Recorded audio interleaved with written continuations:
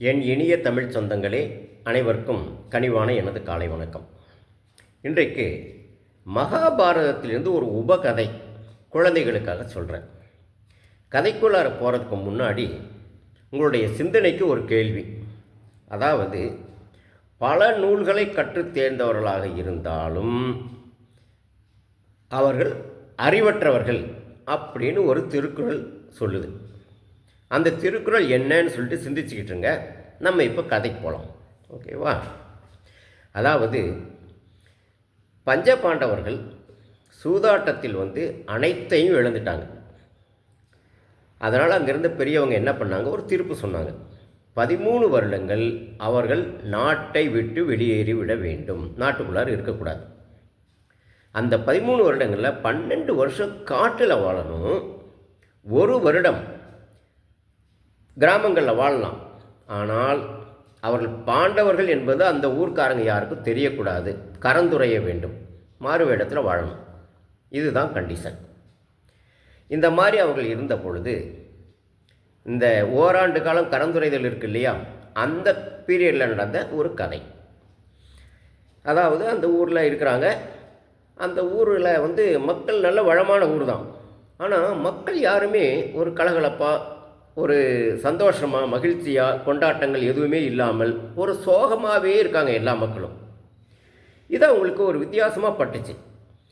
அதை ஒரு நாள் அவங்க ஊர்க்காரங்கக்கிட்ட கேட்டாங்க. அப்போ அந்த ஊர் பெரியவர் சொன்னார், ஐயா, நீங்களாம் அந்த ஊருக்கு புதுசு, அதனால் உங்களுக்கு இங்கே இந்த நிலைமை தெரியல. இந்த ஊருக்கு பக்கத்தில் ஒரு காடு இருக்குது. அந்த காட்டில் ஒரு அரக்கன் இருக்கான். அவன் முன்னாடிலாம் என்ன பண்ணுவான்னா, அந்த ஊருக்குள்ளார இஷ்டத்துக்கு மக்களை எல்லாம் அடித்து தின்னுட்டு இருந்தான், கொண்டு சாப்பிட்டுக்கிட்டு இருந்தான். நாங்களாம் ரொம்ப பயந்து போய் ஒரு ஸ்டேஜில் அவங்ககிட்ட ஒரு டீல் பண்ணோம். என்ன டீலிங்னாக்க, ஒரு வண்டி நிறையா டெய்லி அவனுக்கு நாங்கள் உணவு அனுப்பிடுவோம். ஒரு வண்டி நிறையா ஒரு ஆள் ஓட்டி கொண்டு போய் கொடுப்பாங்க. அந்த உணவையும் அந்த வண்டி ஓட்டிகிட்டு போகிற ஆளையும் அவன் சாப்பிட்டுக்கலாம். இதுக்கு அவன் ஒத்துக்கிட்டான்னா ஊரில் வேறு எந்த மக்களையும் அவன் தொந்தரவு பண்ணக்கூடாது அப்படின்னு சொல்லிவிட்டு ஒரு டீலிங் வச்சுக்கிட்டோம். அவனும் அதை ஒத்துக்கிட்டான். அன்றிலிருந்து இன்னைக்கு வரைக்கும் நாங்கள் டெய்லி ஒரு வண்டி நிறைய அவனுக்கு உணவு அனுப்புகிறோம். ஒரு ஆள் போகிறாங்க, இதை எல்லாத்தையும் அவன் சாப்பிட்றான். எங்களுக்கு எவ்வளோ மனவேதனையாக இருக்கும், நாங்களாம் ரொம்ப நொந்து போயிருக்கோம். அதனால் எங்களால் மகிழ்ச்சியாக இருக்க முடியல அப்படின்னு சொன்னாங்க. இதை கேட்ட அந்த பஞ்சபாண்டவரில் பீமன் என்ன சொன்னான், அப்படியா, சரி, நாளைக்கு அந்த உணவு கொண்டுட்டு போகிற வண்டியை நான் ஓட்டிக்கிட்டு போகிறேன் அப்படின்னு சொன்னான். அதுக்கு அந்த பெரியவர் என்ன சொன்னார், தம்பி, நீங்களே ஏதோ இந்த ஊருக்கு பிழைக்கிறதுக்காக வந்திருக்கிறீங்க, எங்களுக்காக இவ்வளோ பெரிய தியாகம் நீங்கள் பண்ணணுமா, வேண்டாம் அப்படின்னார். பரவாயில்லையா, நான் பண்ணுறேன் அப்படின்னு சொல்லிவிட்டு அடுத்த நாள் பீமன் வண்டியை, அந்த உணவு ஃபுல்லாக, அந்த வண்டி ஃபுல்லாக உணவு ஏற்றி இருந்தது, அந்த வண்டியை ஓட்டிகிட்டு கிளம்புனோம். ஆனால் பீமன் கிளம்புனது வேணும்னே கொஞ்சம் லேட் பண்ணிவிட்டு கிளம்புனோம். அந்த ஊர் மக்கள்லாம் ரொம்ப பயந்தான். ஐயா, பார்த்து சீக்கிரம் போயிரு தம்பி, இல்லைனா அந்த அரக்கனுக்கு கோவம் வந்துருச்சுன்னா ஊருக்குள்ளார வந்துடுவான், நீ சீக்கிரம் போயிருப்பா அப்படின்னு அனுப்புனாங்க. சரின்னு சொல்லிவிட்டு பீமனும் வண்டியை ஓட்டிக்கிட்டு காட்டுக்குள்ளார போனான். ஒரு மணி நேரம் கடந்தது. திடீர்னு காட்டுக்குள்ளார இருந்து பயங்கர கூச்சல், அலறல் சத்தம், அப்படியே கொலை நடுங்க வைக்கக்கூடிய அலறல் சத்தம் கேட்குது. ஊர் மக்களெல்லாம் ரொம்ப பயப்பட ஆரம்பிச்சிட்டாங்க. ஐயோ, இந்த தம்பி லேட்டாக போனதுனால அந்த அரக்கன் ரொம்ப கோவத்தில் இருக்கான் போல இருக்கே, அந்த கோவத்தோட ஊருக்குள்ளார வந்துட்டானா என்ன பண்ணுறது அப்படின்னு பயந்துகிட்டு இருக்கிறப்பவே தும் தும் தும் தும்னு அப்படியே நிலம் அதிர அந்த நடந்து வர்ற சத்தம் கேட்ட உடனே ஊர் மக்கள் பயங்கர பீதியில், ஐயோ, அரக்கன் வர்றான், நம்மளை எல்லாம் கொண்டுடுவான், வாங்க எல்லாம் ஓடிடுவோம்னு சொல்லிட்டு எல்லாம் ஆண்கள், பெண்கள், குழந்தைகள் எல்லோரும் ஓட ஆரம்பித்தாங்க. ஊர் மொத்தமும் ஊரை காலி பண்ணிட்டு ஓடுறாங்க. அப்போது அந்த பாண்டவரில் மிச்சம் 4 பேர் இருக்காங்க இல்லையா, தருமன், அர்ஜுனன், நகுலன், சகாதேவன். இந்த 4 பேரும் அங்கே இருக்கிறாங்க. அவங்களே என்ன பண்ண, தர்மரும் உடனே அந்த ஊரெல்லாம் ஓட ஆரம்பித்த உடனே அவரும் அவங்களோட சேர்ந்து ஓட ஆரம்பிச்சிட்டார். உடனே அர்ஜுனன் ஒன்று, நகுலன், சகாதேவன், இவங்களும் 4 பேர் ஓடிக்கிட்டே இருந்தாங்க.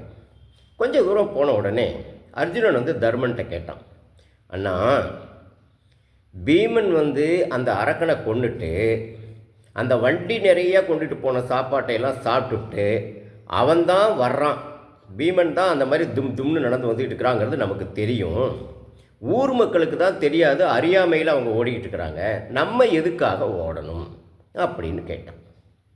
தம்பி, உன்னுடைய கேள்வி நியாயம்தான். ஆனாலும் நாடு ஓடும் பொழுது நம்மளும் கூட ஓடிடணும். இதுதான் வாழ்க்கை தத்துவம், வாழ்வியல் முறை. இதுதான் அந்த ஃப்ளோவில் நம்மளும் போயிடணும் அப்படின்னு சொன்னார்.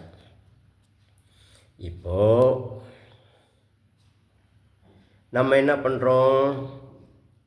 வாழ்க்கையில் நாளுக்கு நாள் மாற்றங்கள் நிகழ்ந்து கொண்டே இருக்கிறது. மாற்றங்கள் இல்லாமல் வளர்ச்சி இல்லை. அதாவது சேஞ்ச் எலோன் இஸ் பர்மனெண்ட் அப்படிங்கிற மாதிரி, மாற்றங்கள் மட்டுமே நிலையானது அப்படிங்கிற மாதிரி தினம் மாற்றங்கள் வந்து கொண்டு இருக்கிறது. ஸோ நம்முடைய இந்த சர்வைவல் த ஃபிட்டஸ்ட் அப்படின்னா என்ன பண்ணணும்? நம்முடைய மாற்றங்களை ஏற்றுக்கிட்டு இந்த உலக நடப்புக்கு தகுந்த மாதிரி நம்மளை மாற்றிக்கிட்டு வாழணும். இதைத்தான் நாடு ஓடும்போது நம்மளும் கூட ஓடணும் அப்படின்னு சொன்ன அந்த தர்மனுடைய வார்த்தைக்கு பொருள். புரியுதா? சரி, இப்போ அந்த கேள்வி கேட்டேனே, திருக்குறள் யாராவது யோசனை பண்ணீங்களா? சரி, நானே சொல்கிறேன். உலகத்தோடு ஒட்ட ஒழுகல் பல கற்றும் கல்லார் அறிவிலாதார். அறிவு இல்லாதவங்க.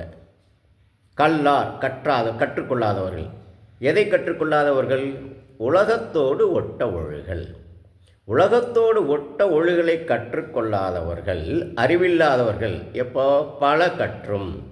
எவ்வளவுதான் அவங்க படித்தவங்களாக இருந்தாலும் உலகத்தோடு ஒட்ட ஒழுகல் கற்கலைன்னா அவங்க அறிவற்றவர்கள்.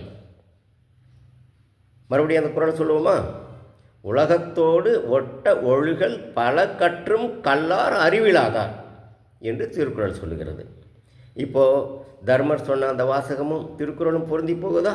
எனவே உலகத்தோடு ஒன்றி வாழ்வோம், வளர்வோம். மீண்டும் அடுத்த பதிவில் சந்திப்போமா? நன்றி.